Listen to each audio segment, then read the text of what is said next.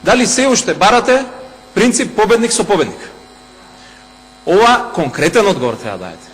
Затоа што принципот победник со победник е принцип на бинационална држава.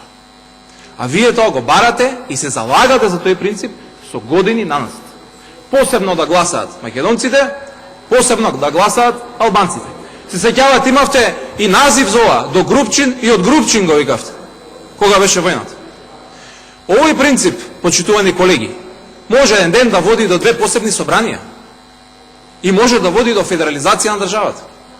Треба пред се на вашите поддржувачи да им објасните како тоа и зошто се залагате за принципот победник со победник, а сте за мултиетничка Македонија.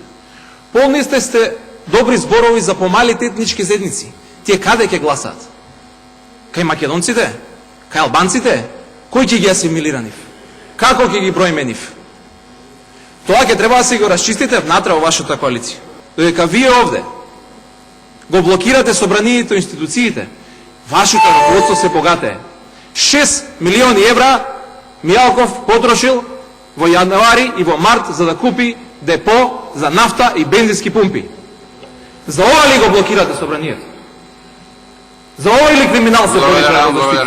Ова е тековна состојба на Best Way Investment од Скопје, кој што токму во овој период, додека луѓето протестираат надвор, ја купува Он Петро, со тоа чива. Дозволете во духот на она што на кој што Илија Димовски се повика пред неколку дена. Молам да ми го стомирате времето. Управител, односно единствен содружник на оваа компанија е синот на првиот браточет на Никола Груевски. Токму преку овие сделки, додека граѓаните протестираат, се шири богатството од нафтени складишта и од повеќе бензински пумпи. Не е патриотизмот во прашање, не е ништо друго во прашање. Во прашање е ширењето на богатството на оваа криминална влада и власт. Но правдата доаѓа, криминално стекнатиот имот ќе биде конфискуван и